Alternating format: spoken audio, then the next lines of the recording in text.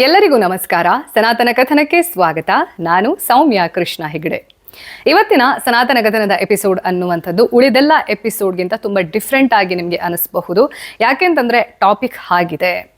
So ನನ್ನ ಬೇರೆ ಬೇರೆ ಸೋಷಿಯಲ್ ಮೀಡಿಯಾದಲ್ಲಿ ನಾನು ಈಗಾಗಲೇ ಏನೇನು ಕಾಂಟೆಂಟನ್ನು ಶೇರ್ ಮಾಡಿದ್ದೀನಿ, ಅದು ರೀಲ್ಸ್ ಇರಬಹುದು, ಪೋಸ್ಟ್ಸ್ ಇರಬಹುದು, ರೈಟಿಂಗ್ಸ್ ಇರಬಹುದು, ಅಥವಾ ಪರ್ಸ್ನಲಿ ನಾನು ಯಾವಾಗ ನನ್ನ ನೆಕ್ಸ್ಟ್ ಟ್ರಿಪ್ನಲ್ಲಿ ಕೆಲವೊಂದಷ್ಟು ಜನರನ್ನ ಮೀಟ್ ಆಗ್ತೀನಿ, ಅವರಿಗೆ ನಾನೇನು ಆಲೋಚನೆ ಮಾಡ್ತೀನಿ ಅನ್ನೋದನ್ನು ಪಾಸ್ ಆನ್ ಮಾಡೋದಿರಬಹುದು. ಸೊ ಇದೆಲ್ಲವನ್ನು ನಾನು ಸಾಕಷ್ಟು ಸಂದರ್ಭದಲ್ಲಿ ಈ ಸಬ್ಜೆಕ್ಟ್ಗೆ ಸಂಬಂಧಪಟ್ಟ ಹಾಗೆ ಬಿಟ್ಸ್ ಆ್ಯಂಡ್ ಪೀಸಸ್ಸಲ್ಲಿ ಹೇಳುವಂಥ ಪ್ರಯತ್ನವನ್ನು ಮಾಡಿದ್ದೀನಿ. ಆದರೆ ಇವತ್ತಿನ ಈ ಒಂದು ಎಪಿಸೋಡ್ ಅನ್ನುವಂಥದ್ದು ಈ ವಿಚಾರಕ್ಕೆ ಸಂಬಂಧಪಟ್ಟ ಹಾಗೆ ನನ್ನ ಇಂಟೆನ್ಷನ್ ಏನು, ಅದರ ಜೊತೆಗೆ ಇದನ್ನು ಹೇಳುವಂತಹ ಪ್ರಯತ್ನವನ್ನು ಯಾವ ಕಾರಣದಿಂದ ಮಾಡ್ತಾ ಇದ್ದೀನಿ ಅನ್ನೋದನ್ನು ದಯವಿಟ್ಟು ಅರ್ಥ ಮಾಡ್ಕೊಳ್ಬೇಕು. ಜೊತೆಗೆ ಆ ಬಿಟ್ಸ್ ಆ್ಯಂಡ್ ಪೀಸಸ್ಸಲ್ಲಿ ಇರುವಂಥ ಇನ್ಫಾರ್ಮೇಷನನ್ನು ಒಂದೇ ಕಡೆ ಒಂದೇ ಫ್ಲೋದಲ್ಲಿ ಒಂದೇ ಎಪಿಸೋಡ್ನಲ್ಲಿ ನಿಮಗೆ ನೋಡೋಕೆ, ಅರ್ಥ ಮಾಡ್ಕೊಳ್ಳೋಕೆ, ಅಥವಾ ಅದ್ರ ಬಗ್ಗೆ ಒಂದು ಥಾಟ್ ಪ್ರೊಸೆಸ್ಸನ್ನು ಇನಿಷಿಯೇಟ್ ಮಾಡ್ಕೊಳ್ಳೋಕೆ ಸುಲಭವಾಗಲಿ ಅನ್ನುವಂತಹ ಉದ್ದೇಶದೊಂದಿಗೆ ಮಾಡ್ತಾ ಇರೋದು. ತಮ್ಮನೇಲಿ ನೋಡಿರ್ತೀರಾ, ನೈತಿಕತೆ ಅನೈತಿಕತೆ ಇದ್ರ ಬಗ್ಗೆ ಸಾಕಷ್ಟು ಡಿಬೇಟ್ ಅನ್ನೋದು ನಮ್ಮ ಸೊಸೈಟಿಯಲ್ಲಿ ಬಹಳಷ್ಟು ವರ್ಷದಿಂದ ಇವತ್ತಿನವರೆಗೂ ಇದೆ.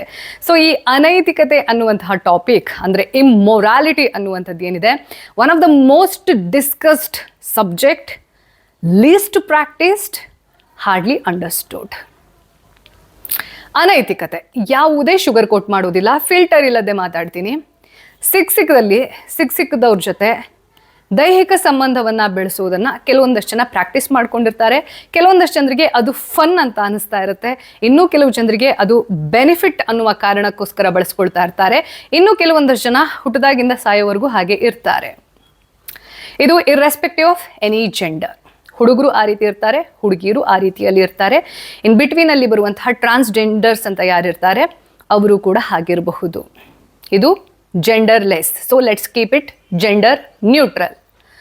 ಇದು ಒಂದು ರೀತಿಯಲ್ಲಿ ಬಹಳಷ್ಟು ಜನರಿಗೆ ಸರಿ ತಪ್ಪು ಅನ್ನೋದ್ರ ಬಗ್ಗೆ ಸಾಕಷ್ಟು ಡಿಬೇಟ್ಸ್ ಇದೆ. ಅಂದರೆ ಈಗ ಮಾರಲ್ ಗ್ರೌಂಡ್ಸ್ ಅನ್ನೋದಕ್ಕೆ ಸಂಬಂಧಪಟ್ಟ ಹಾಗೆ ನನ್ನ ನಿಲುವು ಅನ್ನುವಂಥದ್ದು ಏನಿರುತ್ತೆ, ಎಕ್ಸಾಕ್ಟ್ಲಿ ಸೇಮ್ ನಿಲುವು ನನ್ನ ಫ್ರೆಂಡ್ ಸರ್ಕಲಲ್ಲಿ ಇಲ್ಲದೆ ಇರಬಹುದು, ಅಥವಾ ನನ್ನ ಹತ್ರ ಯಾರೋ ಒಬ್ಬ ವ್ಯಕ್ತಿ ಮಾತಾಡ್ತಾರಲ್ವ ಅವ್ರದ್ದು ಬೇರೆ ಆಗಿರುವಂತಹ ಅಪ್ರೋಚ್ ಇರಬಹುದು, ನರೇಷನ್ ಇರಬಹುದು, ಎಕ್ಸ್ಪೀರಿಯನ್ಸ್ ಇರಬಹುದು. ಸೊ ಈ ಸರಿ ತಪ್ಪು ಅನ್ನುವಂಥದ್ದಿರತ್ತಲ್ವಾ, ಪ್ರತಿಯೊಂದು ವಿಚಾರದಲ್ಲಿ, ಅದು ನೈತಿಕತೆ ಅಂತ ಮಾತ್ರ ಅಲ್ಲ, ಪ್ರತಿಯೊಂದು ವಿಚಾರದಲ್ಲಿ ಪ್ರತಿಯೊಬ್ಬರಿಗೂ ಅವರು ಸರಿ ಅಂತಾನೆ ಅನಿಸಿರುತ್ತೆ. ಹಿಟ್ಲರ್ಗೂ ಕೂಡ ಹಿಟ್ಲರ್ನ ಪ್ರಕಾರ ಅವನು ಸರಿ. ಯಾರು ಬೇಕು ಅಂತ ಹುಡ್ಕೊಂಡು ಹೋಗಿ ತಪ್ಪು ಮಾಡೋಕೆ ಕಾಯ್ತಾ ಇರೋದಿಲ್ಲ. ಈ ಸರಿ ತಪ್ಪು ಅನ್ನುವಂತಹ ಪರ್ಸೆಪ್ಷನ್ ಅಂತ ಹೇಳಿ, ದೃಷ್ಟಿಕೋನ ಅಂತ ಹೇಳಿ, ಅಥವಾ ಅವರ ಸಂಸ್ಕಾರ ಅಂತ ಹೇಳಿ, ಅದು one person to another person vary ಆಗ್ತಾ ಹೋಗಬಹುದು. So this right and wrong is always individual version. ಆದರೆ ಇವತ್ತಿನ ಈ ಒಂದು ಎಪಿಸೋಡ್ ಅನ್ನುವಂಥದ್ದು ಏನಿದೆ, ಅನೈತಿಕತೆ ಅಥವಾ ನೈತಿಕತೆಗೆ ಸಂಬಂಧಪಟ್ಟ ಹಾಗೆ ಇರುವಂತಹ ಈ ಎಪಿಸೋಡ್ ಅನ್ನುವಂಥದ್ದು ಇದೆಲ್ಲವನ್ನ ಮೀರಿರುವಂತಹ ಒಂದು ಪರ್ಸ್ಪೆಕ್ಟಿವ್ನಲ್ಲಿ ಅರ್ಥ ಮಾಡ್ಕೊಳ್ತಾ ಹೋಗೋಣ. ಅನೈತಿಕತೆ ನಾನು ಆಗಲೇ ಹೇಳಿದೆ, ಅದನ್ನು ಯಾವ ವೇಯಲ್ಲಿ ಈಸಿಯಾಗಿ ಕಮ್ಯುನಿಕೇಟ್ ಮಾಡಬೇಕು. ಅದು ಇವತ್ತಿನ ಜನ್ರೇಷನ್ ಪ್ರಾಬ್ಲಮ್ ಅಂತ ಬಹಳಷ್ಟು ಜನ ಹೇಳ್ತಾರೆ. ಇವತ್ತಿನ ಜನ್ರೇಷನ್ನಲ್ಲಿ ಇದ್ರ ಬಗ್ಗೆ ಟಾಕ್ ನಡೀತಾ ಇದೆ ಅಷ್ಟೇ. ಬಟ್ ಇದು ಬಹಳಷ್ಟು ವರ್ಷಗಳಿಂದ, ಯಾವಾಗ ಮನುಷ್ಯನ ಒಳಗಡೆ ಈ ಕಾಮ, ಕ್ರೋಧ, ಮೋಹ, ಲೋಭ, ಮದ, ಮಸ್ತರ್ಯ ಅನ್ನುವಂಥದ್ದು ಬೆಳ್ಕೊಂಡು ಬಂದಿದೆ ಅಲ್ವಾ, ಅರಿಷಡ್ ವರ್ಗ ಅಂತ ಏನು ಹೇಳ್ತೀವಿ, ಅದಂದಾಗಿಂದ ಈ ಇಮೋಷನ್ ಅನ್ನೋದು, ಈ ಲಸ್ಟ್ ಅನ್ನೋದು ಇದೆ. ಆದರೆ ಇದ್ರ ಬಗ್ಗೆ ಡಿಸ್ಕಷನ್ ನಡೆಯುವಂತಹ ಸಂದರ್ಭದಲ್ಲಿ ಇವತ್ತಿನ ಒಂದು ವಾತಾವರಣ ಅನ್ನುವಂಥದ್ದು ಏನಿದೆ, ಇದು ಸ್ಪೀಡಪ್ ಆಗಿದೆ. ಜೊತೆಗೆ ಎಲ್ಲೋ ಒಂದು ಕಡೆ ಅದನ್ನು ಎಕ್ಸೆಪ್ಟ್ ದಿಸ್ ಇಸ್ ನಾರ್ಮಲ್ ಅನ್ನುವಂತಹ ಮನಸ್ಥಿತಿಗೆ ಕೂಡ ಕೆಲವು ಜನ ಹೋಗ್ತಾ ಇದ್ದಾರೆ. ಅದರ ಪರಿಣಾಮ ಅಂತಂದರೆ ನನಗೆ ಯಾವಾಗಲೂ ಅನಿಸ್ತಿತ್ತು, ಆಯಿತಾ, ಈ ವೆಬ್ ಸೀರೀಸಲ್ಲಿ ತರುವಂತಹ ಕಾಂಟೆಂಟ್ ಇರುತ್ತಲ್ವ, ಅಡಲ್ಟ್ ಕಾಂಟೆಂಟ್, ಹಿಂಗೆ ಆಗಕ್ಕೆ ಸಾಧ್ಯ? 2 ನಿಮಿಷದ ಮುಂಚೆ ಪರಿಚಯ ಆಗ್ತಾರೆ, 2 ನಿಮಿಷ ಆದಮೇಲೆ ಯಾವುದೋ ಒಂದು ರೂಮ್ಗೆ ಹೋಗ್ಬಿಟ್ಟು ಆ ರೂಮಲ್ಲಿ ಈ ಓಯೋ ರೂಮ್ಸ್ ಅನ್ನುವಂಥದ್ದು ಏನು ನೆಗೆಟಿವ್ ವೇಯಲ್ಲಿ ಪಬ್ಲಿಸಿಟಿ ಆಗಿತ್ತು, ಹೆಂಗೆ ಸಾಧ್ಯ? ನನ್ನ ಪಾಲಿಗೆ ಇದು miracle. How can somebody do this? ಯಾವ ಒಂದು ಧೈರ್ಯದ ಮೇಲೆ ಮಾಡ್ತಾರೆ ಅನ್ನೋದು ನನಗೆ ಅರ್ಥನೇ ಆಗ್ತಾ ಇರಲಿಲ್ಲ. ಸೊ ನನಗನ್ನಿಸ್ತಾ ಇದ್ದಿದ್ದು ಇದು ಓನ್ಲಿ ವೆಬ್ ಸೀರೀಸ್ ಕಾಂಟೆಂಟ್ ಅಂತ. ಬಟ್ ನಾನು ಒಂದನ್ನು ಮರೆತು ಬಿಟ್ಟಿದ್ದೆ, ಅಥವಾ ಅದ್ರ ಬಗ್ಗೆ ನೆಗ್ಲೆಕ್ಟ್ ಮಾಡಿದ್ದೆ ಅಂತ ಹೇಳಬಹುದು. ಈ ಸಿನಿಮಾ ಎಲ್ಲ ಹೇಗೆ ರೆಡಿ ಆಗುತ್ತೆ ಅಂತಂದರೆ, ಯಾರು ಸ್ಕ್ರಿಪ್ಟ್ ಬರೀತಾರೆ ಅಥವಾ ಆ ತಂಡದಲ್ಲಿ ಯಾರಿರ್ತಾರೆ, ಅವ್ರ ಜೀವನದಲ್ಲಿ ಏನೇನು ನೋಡಿರ್ತಾರೆ, ಕೇಳಿಸ್ಕೊಂಡಿರ್ತೀರಾ, ಎಲ್ಲೋ ಒಂದು ಕಡೆ ಪ್ರತಿಯೊಂದು ಸ್ಕ್ರಿಪ್ಟ್ ಅನ್ನುವಂಥದ್ದು ರಿಯಲ್ ಇವೆಂಟ್ಸಿಂದ ಇನ್ಸ್ಪೈರ್ಡ್ ಇರುತ್ತೆ, ಟ್ರೂ ಇವೆಂಟ್ಸ್ ಬೇಸ್ಡು ಇರಬಹುದು. ಸೊ ಅವ್ರು ಎಲ್ಲೋ ಕೇಳಿಸ್ಕೊಂಡಿರೋದು, ನೋಡಿರೋದು ಅಥವಾ ಅವರ ಜೀವನದಲ್ಲಿ ಆಗಿರೋದನ್ನೇ ಬಹಳಷ್ಟು ಸಂದರ್ಭದಲ್ಲಿ ಸಿನಿಮಾ ಆಗಿ ತೋರಿಸೋಕೆ ಸಾಧ್ಯ. ಸೊ ಈ ಒಂದು ಕಾಂಟೆಂಟ್ ಅನ್ನುವಂಥದ್ದು ಏನಿದೆ, ವೆಬ್ ಸೀರೀಸ್ನ ಕಾಂಟೆಂಟ್ ಅನ್ನೋದು ಇಟ್ಸ್ ನಾರ್ಮಲ್ ಅನ್ನುವ ಹಾಗೆ ಏನು ಪ್ರೊಜೆಕ್ಟ್ ಆಗ್ತಾ ಇದೆ, ಅದನ್ನು ಒಂಚೂರು ಶಾರ್ಟ್ ಆಗಿ ಡಿಸ್ಕಸ್ ಮಾಡೋಣ. ಇವತ್ತಿನ ಕಾಲದಲ್ಲಿ ಏನು ಟೀನೇಜರ್ಸಿಂದ ಹಿಡಿದು ಇವನ್ ಮ್ಯಾರಿಡ್ ಪೀಪಲ್, ಓಪನ್ ಮ್ಯಾರೇಜ್ ಅನ್ನುವಂಥ ಕಾನ್ಸೆಪ್ಟ್ ಅನ್ನೋದು ಏನಿದೆ. ಸೊ ಪ್ರತಿಯೊಬ್ಬ ವ್ಯಕ್ತಿಯ ಮದುವೆ ಆಗುವಂಥ one of the fundamental reasons ಅಂತಂದರೆ ಅವರ ಸೆಕ್ಷುವಲ್ ಡಿಸೈರ್ಸನ್ನು ಫುಲ್ಫಿಲ್ ಮಾಡುವಂಥದ್ದು, ವಿಚ್ ಈಸ್ ನಾರ್ಮಲ್. ಬಟ್ ಒಬ್ಬರ ಜೊತೆ ಅಲ್ಲ, ಇಬ್ಬರ ಜೊತೆ ಅಲ್ಲ, 3 ಜನರ ಜೊತೆ ಇಲ್ಲ, ಅದನ್ನು ಒಂದು ರೀತಿಯಲ್ಲಿ ಎಷ್ಟು ಜನರ ಜೊತೆ ಮಲ್ಕೊಳ್ತೀನೋ, ಸಂಬಂಧ ಕಲ್ಪಿಸ್ತೀನೋ, ಅದು ವೆರಿ ಕೂಲ್ ಥಿಂಗ್ ಅಂತ ಟ್ಯಾಗ್ ಆಗ್ತಾ ಇದೆ ಅಲ್ಲ, ಅದು ಫ್ಲಿಂಗ್ ಆಗಿರಬಹುದು ಅಥವಾ ಸಿಚುವೇಶನ್ಶಿಪ್ ಅನ್ನೋದಿದೆ. ನನಗೆ ಈ ವರ್ಡೇ ತುಂಬ ರೀಸೆಂಟಾಗಿ ವಿಯರ್ಡ್ ಅನ್ನಿಸ್ತು, ಗೊತ್ತಾದ ತಕ್ಷಣ ವಿಯರ್ಡ್ ಅನ್ನಿಸ್ತು ಹೆಂಗೆ ಅಂತ. ಆಮೇಲೆ ಒನ್ ನೈಟ್ ಸ್ಟ್ಯಾಂಡ್ ಅನ್ನುವಂಥದ್ದು ಏನಿದೆ, ಈ ಡೇಟಿಂಗ್ ಕಲ್ಚರ್ ಅನ್ನುವಂಥದ್ದು ಏನಿದೆ, I don't agree it as a culture ದೋ, ಬಟ್ ಯಾರ್ಯಾರು ಅದನ್ನು ಯಾವ ಉದ್ದೇಶದಿಂದ ಮಾಡ್ತಿರ್ತಾರೆ ಅನ್ನೋದು ಅವರವರ ಇಂಡಿವಿಜುವಲ್ ಚಾಯ್ಸ್ ಆಗಿರುತ್ತೆ. ಐ ಡೋಂಟ್ ಜಡ್ಜ್ ದೆಮ್ ದೋ. ಸೊ ಇದನ್ನೆಲ್ಲ ಅರ್ಥ ಮಾಡ್ಕೊಂಡಾಗ ನೋಡಿದಾಗ ನಮಗೆ ನಾವು ಮನುಷ್ಯರಾಗಿ ಹುಟ್ಟುವಂತಹ ಅವಶ್ಯಕತೆ ಅಥವಾ ಅಪಾರ್ಚುನಿಟಿ ಅನ್ನುವಂಥದ್ದು ಏನಿರುತ್ತಲ್ವಾ, ಇದು ಒಂದು ಅಪಾರ್ಚುನಿಟಿ. ಅರ್ಥ ಮಾಡ್ಕೊಳ್ಳಿ, ಈ ಒಂದು ದೇಹವನ್ನು ಕೊಟ್ಟು ದೇವರು ಅಥವಾ ಯಾವುದೇ ಎನರ್ಜಿ ಅಂತ, ನೀವು ಏಥಿಸ್ಟ್ ಆಗಿದ್ರಿ ಅಂತಂದರೆ, ನಾವು ಈ ದೇಹದ ಮೂಲಕ ಇಲ್ಲಿಗೆ ಬಂದಿದ್ದೀವಿ ಅಂತಂದರೆ there should be some purpose ಅಲ್ಲ. ಸೊ ಆ ಒಂದು ಪರ್ಪಸನ್ನು ಫುಲ್ಫಿಲ್ ಮಾಡುವ ಸಲುವಾಗಿ ಈ ದೇಹದ ಜೊತೆಗೆ ನಿಮ್ಮನ್ನು ಈ ದೇಹ ಅನ್ನುವಂತಹ ಯಂತ್ರವನ್ನು ಕೊಟ್ಟು ಅದರಲ್ಲಿ ವರ್ಕ್ ಆಗುವಂತಹ ಸರಿ ತಪ್ಪು ಎಲ್ಲವನ್ನ ವಿಶ್ಲೇಷಣೆ ಮಾಡೋಕ್ಕೆ ತಾಕತ್ತಿರುವಂತಹ ಒಂದು ಮಾಸ್ಟರ್ ಕಂಪ್ಯೂಟರ್ ಅನ್ನುವಂಥದ್ದನ್ನು ಫಿಕ್ಸ್ ಮಾಡಿ ಈ ಪ್ರಪಂಚಕ್ಕೆ, ಇಷ್ಟೆಲ್ಲ ಫೆಸಿಲಿಟಿ ಇರುವಂತಹ ಪ್ರಪಂಚಕ್ಕೆ ನಮ್ಮನ್ನು ಕಳಿಸಿದಾಗ ಕೇವಲ ಒಂದೇ ಒಂದು ವಿಚಾರಕ್ಕೆ ಸಂಬಂಧಪಟ್ಟ ಹಾಗೆ ನಾವು ನಮ್ಮನ್ನು ರೆಸ್ಟ್ರಿಕ್ಟ್ ಮಾಡ್ಕೊಂಡ್ವಿ ಅಂತಂದರೆ ನಮಗೆ ನಾವು ಮಾಡಿಕೊಳ್ಳುವಂತಹ ಮೋಸ ಅಂತ ಕರೆಯೋದ್ರಲ್ಲಿ ದೂಸರ ಮಾತಿಲ್ಲ. ಇದು ಸರಿನಾ ತಪ್ಪಾ, ಅವ್ರ ಜೊತೆ ಮಲ್ಕೊಂಡ್ರಂತೆ, ಇವಳು ಅವನ ಜೊತೆ ಹೋದ್ಲಂತೆ, ಅವ್ನು ಇವನ ಜೊತೆ, ಇದೆಲ್ಲವನ್ನ ಪಕ್ಕಕ್ಕೆ ಇಟ್ಬೇಡ. ಈ ರೀತಿ ಟಾಕೇ ಮಾಡೋದು ಬೇಡ. ಬಟ್ ಈ ದೇಹ ಹಾಗೂ ಅದರ ಒಳಗಡೆ ಇರುವಂತಹ ಆತ್ಮದ ಕಾನ್ಸೆಪ್ಟ್ನಲ್ಲಿ ವೆರಿ ಸ್ಪಿರಿಚುವಲ್ ಆ್ಯಂಡ್ ಸೈಂಟಿಫಿಕ್ ವೇಯಲ್ಲಿ ಈ ಅನೈತಿಕತೆ ಅನ್ನೋದು ವ್ಯಾಲಿಡ್ ಅಲ್ವಾ, is it fun, is it a play, ಇದೆಲ್ಲವನ್ನು ಅರ್ಥ ಮಾಡ್ಕೊಳ್ಳೋಣ. And this is very scientific. ನಾನು ಯಾವುದನ್ನು ಕೂಡ ಯಾವುದೋ ನನ್ನ ಇಮ್ಯಾಜಿನೇಷನ್ ಅಥವಾ because I think like this, ಇದೇ ಸರಿ ಅನ್ನುವಂತಹ ಕಟ್ಟರ್ ವಾದಿತನದಲ್ಲಿ ಮಾತಾಡ್ತಾ ಇರೋದಲ್ಲ. This made sense to me. And ಈ ಮೊರಾಲಿಟಿ ಅನ್ನುವಂತಹ ಗ್ರೌಂಡ್ಸ್ ಅನ್ನುವಂಥದ್ದು ಏನಿದೆ, ನನ್ನ ಪ್ರಕಾರ ಅದು ಪ್ರತಿಯೊಬ್ಬ ಮನುಷ್ಯನಲ್ಲೂ ಇರಬೇಕಾದಂತಹ normal quality.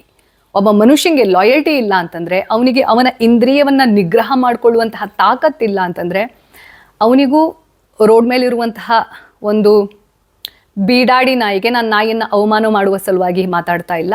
But you have seen how they behave, ಏನೂ ಡಿಫ್ರೆನ್ಸ್ ಇಲ್ಲ. ಬಟ್ ಇದನ್ನು ಕಾರ್ಮಿಕ್ ಪ್ಯಾಟರ್ನ್, ಕಾರ್ಮಿಕ್ ಡೆಟ್ನ ಮೂಲಕ ಅರ್ಥ ಮಾಡ್ಕೊಳ್ತಾ ಹೋಗೋಣ. ನಾವೆಲ್ಲರೂ ಅಂದ್ಕೊಂಡಿದ್ದೀವಿ, ಸೊ ನಾನು ಏನು ಮಾಡ್ತೀನಿ, ನನ್ನ ರಿಯಲ್ ವ್ಯಕ್ತಿತ್ವ ಅನ್ನುವಂಥದ್ದು ಏನು, ಇದು ನನಗೆ ಮಾತ್ರ ಗೊತ್ತು, ನನ್ನ ರಿಯಲ್ ಫೇಸ್ ಅನ್ನೋದು ನನಗೆ ಮಾತ್ರ ಗೊತ್ತು ಅಂತ. ಡೆಫಿನೆಟ್ಲಿ. ಆದರೆ ನಿಮ್ಮ ರಿಯಲ್ ಫೇಸ್ ಅನ್ನುವಂಥದ್ದು ಏನಿರುತ್ತೆ, ನಿಮ್ಮ ರಿಯಲ್ ಹಾರ್ಟ್ ಅನ್ನುವಂಥದ್ದು ಏನಿರುತ್ತೆ, ಅದು ಎಲ್ಲದರ ಮೆಮೊರಿ ಅನ್ನುವಂಥದ್ದು ನಿಮ್ಮ ಸೋಲಲ್ಲಿ ಇರುತ್ತೆ. ಈ ಕೆಲವು ಜನ ಹೇಳ್ತಾರೆ ಬಾಡಿ ಸತ್ತೋದ್ಮೇಲೆ there is no concept of soul. ಇಂಥವರಿಗೆ, ಇಂಥ ಮೊಂಡುವಾದಕ್ಕೆ ಐ ಕೆನಾಟ್ ಆರ್ಗ್ಯೂ. ಬಿಕಾಸ್ ನಾನು ಯಾವಾಗಲೂ ಹೇಳ್ತಾ ಇರ್ತೀನಿ, ಅನುಭವ ಆಗಿರೋರು ನಂಬ್ತಾರೆ, ಅನುಭವ ಆಗದೇ ಇರೋರು ಅನುಭವಕ್ಕಾಗಿ ಕಾಯ್ತಾರೆ. ಆ್ಯಂಡ್ ಯು ಆರ್ ನೋ ಬಡಿ ಟು ಡಿಸ್ಮಿಸ್ ಎನಿಥಿಂಗ್. ಸೊ ನನ್ನ ಪಾಲಿಗೆ ದ್ಯಾರ್ ಈಸ್ ಪುನರ್ಜನ್ಮ. ಈ ಎಲ್ಲ ಸೈಕ್ಲಿಕ್, ಟೈಮ್ ಈಸ್ ಸೈಕ್ಲಿಕ್ ಅನ್ನೋದನ್ನು ಯಾವ ವಿಜ್ಞಾನ ಒಪ್ಪಿಕೊಳ್ಳುತ್ತೆ, ಅದರ ಮೇಲೆ ಬೇಸ್ಡ್ ಆಗಿರುವಂತಹ ಕೆಲವೊಂದಿಷ್ಟು ಇಂಟರ್ಪ್ರಿಟೇಷನ್ ಅನ್ನುವಂಥದ್ದು. ಸೊ ಯಾರೆಲ್ಲ ಮಜಾ ಮಾಡ್ಕೊಂಡು ಹೋಗ್ಬಿಡ್ತೀನಿ ಪ್ಲೇ ಬಾಯ್ ಆಗಿ, ಅಥವಾ ಹುಡುಗರನ್ನ ಆ ರೀತಿ ಬಳಸ್ಕೊಂಡ್ಬಿಟ್ಟಿರ್ತೀನಿ. ಈ ನೈತಿಕತೆ ಮತ್ತೊಂದು ಮರದೊಂದು ಆನೆಸ್ಟಿ ಅನ್ನೋದೆಲ್ಲ ಈ ಪ್ರಪಂಚದಲ್ಲಿ ಏನೂ ಇಲ್ಲ. ಲೈಫ್ ಇರೋದೇ ಶಾರ್ಟ್, ಫನ್ ಆಗಿ ಇರಬೇಕು, ಮಜಾ ಮಾಡಬೇಕು, ಒಬ್ಬದೇ ಪಾರ್ಟರ್ ಇವ್ರಿಗೆ ಯಾಕಿರಬೇಕು, ಒಬ್ಬನೇ ಗಂಡ ಒಬ್ಬಳೇ ಹೆಂಡತಿ ಯಾಕಿರಬೇಕು.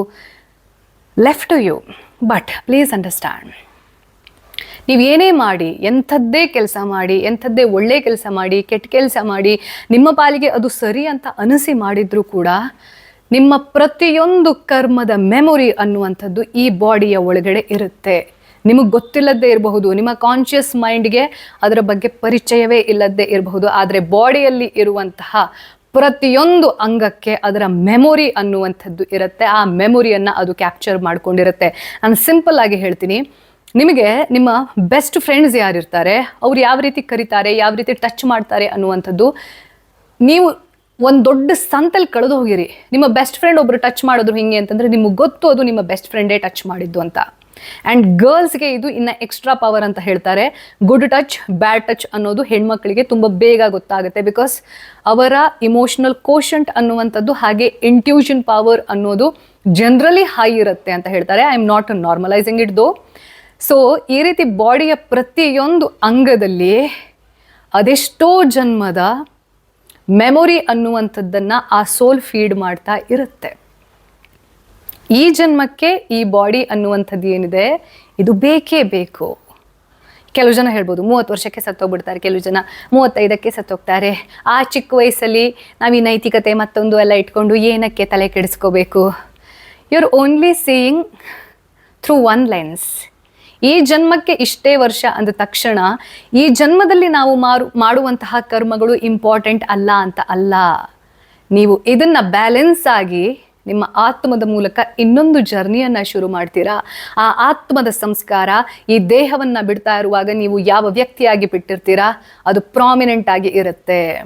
ಸಪೋಸ್ ನೀವು ಈ ರೀತಿ ಫನ್ ಅನ್ನೋ ಕಾರಣಕ್ಕೋಸ್ಕರ ಏಜ್ ಇದ್ದಾಗ ಮಜಾ ಮಾಡಿಬಿಡ್ತೀನಿ ಅಂತ ಅಂದ್ಕೊಂಡು ಮಲ್ಟಿಪಲ್ ಪಾರ್ಟ್ನರ್ಸ್ ಜೊತೆ ಅಥವಾ ಮಲ್ಟಿಪಲ್ ಪೀಪಲ್ ಜೊತೆ ಮಲ್ಕೊಳ್ತೀರಾ, ಸೆಕ್ಷುವಲಿ ಆ್ಯಕ್ಟಿವ್ ಇರ್ತೀರಾ ಅಂತಂದರೆ ನೀವು ಒಪ್ಕೊಳ್ಳೋದೇ ಇರಿ.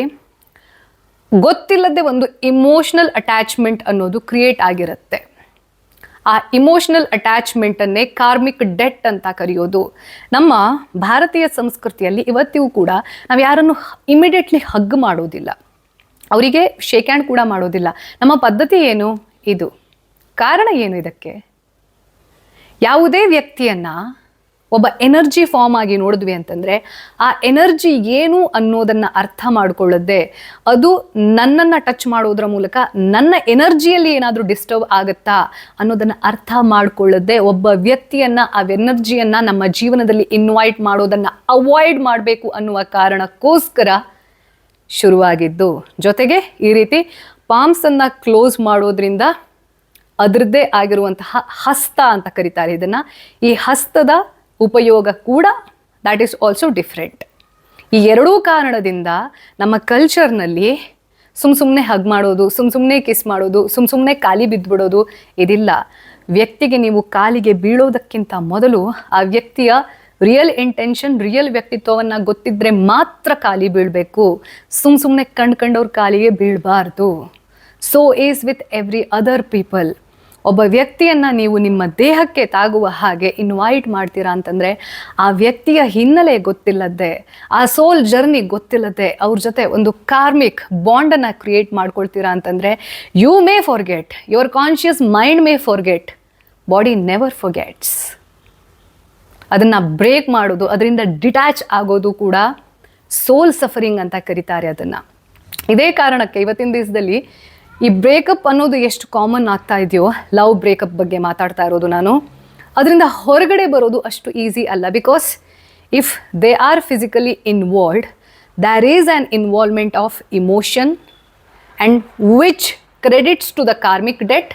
ಆ ಕಾರ್ಮಿಕ್ ಡೆಟ್ಟನ್ನು ಬ್ರೇಕ್ ಮಾಡೋದು, ಆ ಬಾಂಡನ್ನು ಬ್ರೇಕ್ ಮಾಡೋದು ನೀವು ಬ್ರೇಕಪ್ ಮಾಡ್ಕೊಂಡಷ್ಟು ಈಸಿ ಅಲ್ಲ. ಇದೇ ಕಾರಣದಿಂದ ಬಹಳಷ್ಟು ಜನ ಅವರ ರಿಲೇಷನ್ಶಿಪ್ಸ್ನಲ್ಲಿ ಸಫರ್ ಆಗ್ತಾ ಇರೋದು, ಅವರ ಮದುವೆ ಸಂಬಂಧದಲ್ಲಿ ಸಫರ್ ಆಗ್ತಾ ಇರೋದು. ಮದುವೆ ಸಂಬಂಧಕ್ಕೆ ಎಂಟರ್ ಆದಮೇಲೆ ಕೆಲವು ಜನ ಏನು ಮಾಡ್ತಾರೆ ಅಂತಂದರೆ ಸೊಸೈಟಿಗೆ ಹೆದರಿ, ಅವರ ರಿಯಲ್ ಫೀಲಿಂಗ್ಸ್ ಅನ್ನೋದು ಯಾರ ಮೇಲೆ ಇರುತ್ತೆ ಅಂತಂದರೆ ಅಂಥವ್ರ ಜೊತೆನೂ ಇರತ್ತೆ, ಈ ಹೆಂಡತಿ ಜೊತೆ ಈ ಗಂಡನ ಜೊತೆಗೂ ನೆಟ್ಟಿಗಿರುತ್ತೆ. ಅನೈತಿಕ ಸಂಬಂಧ, ಎಕ್ಸ್ಟ್ರಾ ಮೆರಿಟಲ್ ಅಫೇರ್ ಅನ್ನೋದೇನಿರುತ್ತೆ ಇದು ಇವಾಗ ತುಂಬ ಜಾಸ್ತಿ ಆಗ್ತಾ ಇದೆ. ಜನ ಅದನ್ನು ಕಾಮನ್ ಅನ್ನೋ ರೀತಿಯಲ್ಲಿ ಟ್ರೀಟ್ ಮಾಡ್ತಾ ಇದ್ದಾರೆ. And this is not common, this is not normal.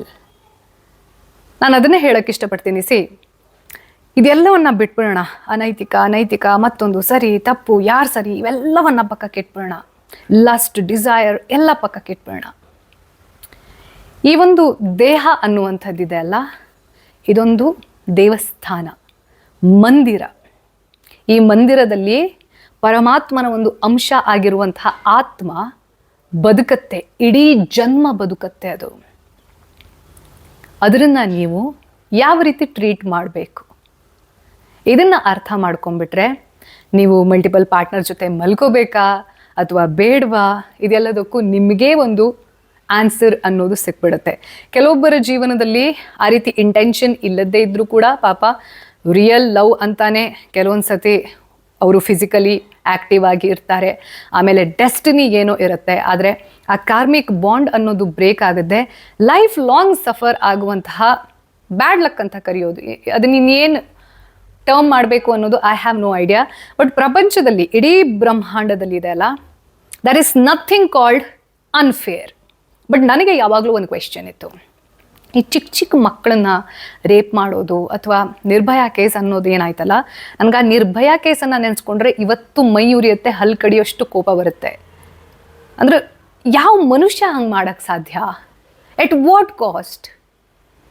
ಅಂಥ ಕಾಮತೃಷೆ ಇತ್ತು ಅಂತಂದರೆ ದುಡ್ಡು ಕೊಟ್ಟು ಯಾವುದೋ ಪ್ರಾಸ್ಟಿಟ್ಯೂಟ್ ಹತ್ರ ಹೋಗಿ ಮಲ್ಕೊಂಡು ಬರಬಹುದಿತ್ತು. And I have huge respect for prostitutes, ಯಾರು ಅವರ ಜೀವನಕ್ಕೋಸ್ಕರ ಅಂತ ಪಾಪ ಗೊತ್ತಿಲ್ಲದೆ ಆ ಒಂದು ದಂಧೆಗೆ ಇಳಿದಿರ್ತಾರಲ್ವ, ಆ ಒಂದು ಕೆಲಸ ಮಾಡುವಂತಹ ಅನಿವಾರ್ಯತೆಗೆ ಇಳ್ತಾ ಇರ್ತಾರಲ್ಲ, ಐ ಟೋಟಲಿ ರೆಸ್ಪೆಕ್ಟ್ ದ್ಯಾಮ್. ಅಂಥವರಿಗೆ ಪಾಸಿಬಲಿ ಯಾವುದಾದ್ರು ಲೀಗಲ್ ಇದಿತ್ತು ಅಂತಂದರೆ ಅವ್ರ ಜೀವನ ಆ ಕೆಲಸ ಬಿಟ್ಟು ಬೇರೆ ಏನಾದರೂ ಮಾಡೋ ರೀತಿಯಲ್ಲಿ, ಯಾರಿಗೆ ಆ ರೀತಿ ಒಂದು ಈ ಒಂದು ಫೀಲ್ಡನ್ನು ಬಿಟ್ಟು ನಾನು ಬೇರೆ ಒಳ್ಳೆ ರೆಸ್ಪೆಕ್ಟ್ಫುಲಿ ಇರುವಂಥದ್ದು, ಒಳ್ಳೆ ಅಂದರೆ ನನ್ನ ಮನಸ್ಸು ಹಾಗೂ ಆತ್ಮ ಶಾಂತವಾಗಿರುವಂಥ ಕೆಲಸವನ್ನು ಮಾಡ್ತೀನಿ ಅನ್ನೋದಿರುತ್ತಲ್ವ, ಅಂಥವರಿಗೆ ಸೊಸೈಟಿ ಶೇಮಿಂದ ಹೊರಗಡೆ ಬಂದು ಅವರಿಗೇನು ಗೌರವ ಸಿಗಬೇಕು ಅದನ್ನು ಕೊಡುವಂಥ ಕೆಲವೊಂದಷ್ಟು ಲೀಗಲ್ ಟರ್ಮ್ಸ್ ಅನ್ನೋದು, ಲೀಗಲ್ ಪ್ರೊಸೀಜರ್ ಅನ್ನೋದು ಬರಬೇಕು ಅಂತ ಅನಿಸುತ್ತೆ. ಇನ್ಫ್ಯಾಕ್ಟ್ ಅಂಥವರು ಇದ್ದಿರಲಿಲ್ಲ ಅಂತಂದರೆ ಬಹುಶಃ ನಮ್ಮ ಇವತ್ತಿನ ಸಮಾಜದಲ್ಲಿ ಇವಾಗೇನು ನಾವು ಬಲಾತ್ಕಾರದ ವಿಚಾರಕ್ಕೆ ಸಂಬಂಧಪಟ್ಟ ಹಾಗೆ ನ್ಯೂಸನ್ನು ಕೇಳ್ತೀವಿ, ಅದಿನ್ನೂ ಇನ್ಕ್ರೀಸ್ ಆಗ್ತಿತ್ತು ಅಂತ ನನಗನ್ಸುತ್ತೆ. I may be wrong also, this may sound controversial also, ಆದರೆ it is what it is. So ಇಂಥ ಒಂದು ನೈತಿಕ ಅನೈತಿಕ ಅನ್ನುವಂತಹ ಡಿಬೇಟ್ಸ್ನ ಮಧ್ಯೆ ಈ ಕಾರ್ಮಿಕ್ ಬಾಂಡ್ ಅನ್ನುವಂಥದ್ದು ಏನಿರುತ್ತೆ, ಕರ್ಮ ಅನ್ನುವಂಥದ್ದು ಯಾವ ರೀತಿ ವಾಪಸ್ ಕೊಡುತ್ತೆ ಅನ್ನೋದನ್ನು ಅರ್ಥ ಮಾಡಿಕೊಂಡ್ರೆ, ನಾನು ಆಗಲೇ ಹೇಳಿದೆ, ನನಗೆ ಯಾವಾಗಲೂ ಒಂದು ಅರ್ಥ ಆಗದೋಗಿರೋದು, ಚಿಕ್ಕ ಮಕ್ಕಳನ್ನೆಲ್ಲ ರೇಪ್ ಮಾಡ್ತಾರೆ ಅಂತಂದರೆ ಆ ಚಿಕ್ಕ ಮಗುದು ಏನು ಕರ್ಮ ಇತ್ತು, ಏನು ಕ್ಯಾರಿ ಫಾರ್ವರ್ಡ್ ಆಗಿರುವಂತಹ ಕರ್ಮ ಇದೆ ಅಂತ ಹಿಂಗಿದ್ದೆಲ್ಲ ಆಗುತ್ತೆ. ಎಸ್ಪೆಷಲಿ ಅಜ್ಮೀರ್ದು ಒಂದು ಘಟನೆ ಅನ್ನುವಂಥದ್ದು ಏನಿದೆ, ಅದರ ರಿಲೇಟೆಡ್ ಆಗಿ ನಾನು ನನ್ನ ನ್ಯೂಸೆನ್ಸ್ನ ಒಂದು ಎಪಿಸೋಡ್ನಲ್ಲಿ ಡೀಟೇಲ್ ಆಗಿರುವಂತಹ ಏನು ವಿಷಯ ಏನು, ಆ ಕೇಸ್ ಏನು ಅನ್ನೋದನ್ನು ಹೇಳುವಂಥ ಪ್ರಯತ್ನವನ್ನು ಮಾಡ್ತೀನಿ. ಬೇಸಿಕಲಿ ಏನಪ್ಪ ಅಂತಂದರೆ, ತುಂಬ ಜನ ಹುಡುಗಿರನ್ನ ಕರ್ಕೊಂಡು ಬಂದು ಒಂದು ಪ್ಲೇಸಿಗೆ ಕರ್ಕೊಂಡು ಬಂದು ಅವರ ಮೂಲಕ ಒಂದು ನೆಟ್ವರ್ಕ್ ರೀತಿಯಲ್ಲಿ ಮಾಡಿಸಿ ಅವ್ರನ್ನ ಹೆದರಿಸಿ ಬೆದರಿಸಿ ಅವ್ರ ಮೇಲೆ ಮಲ್ಟಿಪಲ್ ಟೈಮ್ಸ್ ರೇಪ್ ನಡೆದಿರುವಂಥದ್ದು, ಅದು ಓವರ್ ದ ಇಯರ್ಸ್. ಸೊ ಇಂಥದ್ದೆಲ್ಲ ನಡೆದಾಗ ಇದು ಏನಪ್ಪ, ಇದನ್ನು ಹೆಂಗೆ ಅರ್ಥ ಮಾಡ್ಕೊಳ್ಬೇಕು, ಅವ್ರದ್ದು ಕರ್ಮ ಅಂತ ಹೆಂಗೆ ಬಿಟ್ಬಿಡೋಕ್ಕೆ ಸಾಧ್ಯ ಅಂತ ಅನಿಸ್ತಾ ಇತ್ತು. ಬಟ್ ಈ ಬ್ರಹ್ಮಾಂಡದಲ್ಲಿ ಅದರ ಮ್ಯಾಥ್ಸ್ ಅನ್ನುವಂಥದ್ದಿದೆ ಅಲ್ವಾ, there is nothing called unfair. ಯಾವ ಸೋಲ್ ಬಗ್ಗೆ ಅಥವಾ ಯಾವ ವ್ಯಕ್ತಿಯ ಬಗ್ಗೆ ನಾವು ಇವತ್ತು ಎಂಪಥೆಟಿಕ್ ಆಗಿ ಸಿಂಪತಿಯನ್ನು ಕ್ರಿಯೇಟ್ ಮಾಡ್ಕೊಂಡಿರ್ತೀವಿ, we don't know their past life. ಆ ಸೋಲ್ನ ಜರ್ನಿ ನಮಗೆ ಗೊತ್ತಿಲ್ಲ. ಸೊ ಸ್ಪಿರಿಚುವಲ್ ವೇಯಲ್ಲಿ ಈ ರೀತಿ ಅರ್ಥ ಮಾಡಿಕೊಂಡು ಸಮಾಧಾನ ಮಾಡ್ಕೊಳ್ಬಹುದು. ಆದರೆ ಯಾವಾಗ ಈ ಅಮಾನವೀಯ ಘಟನೆಗಳು ನಡೆಯುತ್ತಲ್ವ, ಹ್ಯೂಮನ್ ಗ್ರೌಂಡ್ಸಲ್ಲಿ this is cruel and this should not happen. But ಒಂದು ಓವರ್ ಆಲ್ ಪರ್ಸ್ಪೆಕ್ಟಿವಲ್ಲಿ ನೀವು ಇದರ ಬಿಯಾಂಡ್ ಆಗಿ ಈ ಬಾಡಿಯನ್ನು, ಈ ವರ್ಲ್ಡ್ಲಿ ಮಟೀರಿಯನ್ನು, ಈ ವರ್ಲ್ಡನ್ನು, ಈ ಒಂದು ರೆಲ್ಮನ್ನು ಬಿಟ್ಟು ಆಲೋಚನೆ ಮಾಡ್ತೀರಾ ಅಂತಂದರೆ, there is nothing called wrong, there is nothing called negative, there is nothing called unfair. Everything is fair, everything is working according to the justice, everything is in balance. ಈ ಬ್ರಹ್ಮಾಂಡ ಅಸ್ತಿತ್ವದಲ್ಲಿ ಇದೆ ಅಂತಂದ್ರೆ it directly reciprocates, it is in the balance. It knows how to maintain the balance. So, ನೀವು ಯಾವುದೇ age group ಅವರಾಗಿರಿ, ನಿಮಗೆ ಮದುವೆ ಆಗಿದೆಯಾ ಅಥವಾ ನೀವು ಡೇಟಿಂಗ್ ಪೀರಿಯಡಲ್ಲಿ ಇದ್ದೀರಾ, ನೀವು ಡಿವೋರ್ಸಿನ ಅಥವಾ ನೀವು ಟೀನೇಜರಾ, ವಾಟ್ ಎವರ್ ಇಟ್ ಈಸ್, ದಯವಿಟ್ಟು ಒಂದನ್ನು ಅರ್ಥ ಮಾಡ್ಕೊಳ್ಳಿ. ಈ ಜೀವನ ಅನ್ನುವಂಥದ್ದು ದೇವರು ನಮಗೆ ಕೊಟ್ಟಿರುವಂಥ ಒಂದು ಗೋಲ್ಡನ್ ಅಪಾರ್ಚುನಿಟಿ, ಅದು ಕೂಡ ಹ್ಯೂಮನ್ ಲೈಫ್. ಆ ಗೋಲ್ಡನ್ ಅಪಾರ್ಚುನಿಟಿಯಲ್ಲಿ ದೇಹ ಅನ್ನುವಂತಹ ಯಂತ್ರವನ್ನು ನೀವು ಹೇಗೆ ಬಳಸ್ಕೊಳ್ಳೋಕೆ ಟ್ರೈ ಮಾಡ್ತೀರಾ, that is left to you. ನೀವು ನಿಮ್ಮ ಆತ್ಮವನ್ನು ನಿಮ್ಮ ದೇಹದ ಮೂಲಕ ಅಪ್ಲಿಫ್ಟ್ ಮಾಡ್ತೀರಾ. ಯಾಕೆಂತಂದರೆ ಈ ಆತ್ಮ ಅನ್ನೋದರ ಲೆವೆಲ್ ಅಪ್ ಆಗಬೇಕು ಅಂತಂದರೆ that is only through karma, and karma is happening only through this yantra, my body. ಇದೆಲ್ಲವೂ ಇಂಟರ್ಕನೆಕ್ಟೆಡ್. ಯಾವುದು ಜಾಸ್ತಿ ಇಂಪಾರ್ಟೆಂಟ್, ಯಾವುದು ಕಡಿಮೆ ಇಂಪಾರ್ಟೆಂಟ್ ಅಂತ ಯಾವುದೂ ಇಲ್ಲ. ಈ ಜನ್ಮಕ್ಕೆ ಈ ದೇಹ ಅನ್ನುವಂಥದ್ದು ಯಂತ್ರ. ಈ ಯಂತ್ರವಿಲ್ಲದೆ ನನ್ನ ಸೋಲ್ ಯಾವ ರೀತಿಯಲ್ಲೂ ಆಪರೇಟ್ ಮಾಡೋಕ್ಕೆ ಸಾಧ್ಯ ಇಲ್ಲ. So I would like to conclude, treat your body just like a temple, because you are ಪರಮಾತ್ಮ, ಅಹಂ ಬ್ರಹ್ಮಾಸ್ಮಿ. ಇದು ಈ ವಾರದ ಸನಾತನ ಕಥನ. ಮತ್ತೆ ನಿಮ್ಮ ಭೇಟಿ ಬರುವ ಭಾನುವಾರ 9 o'clock ಶಾರ್ಪ್. ಲೋಕ ಸಮಸ್ತ ಸುಖಿನೋ ಭವಂತು.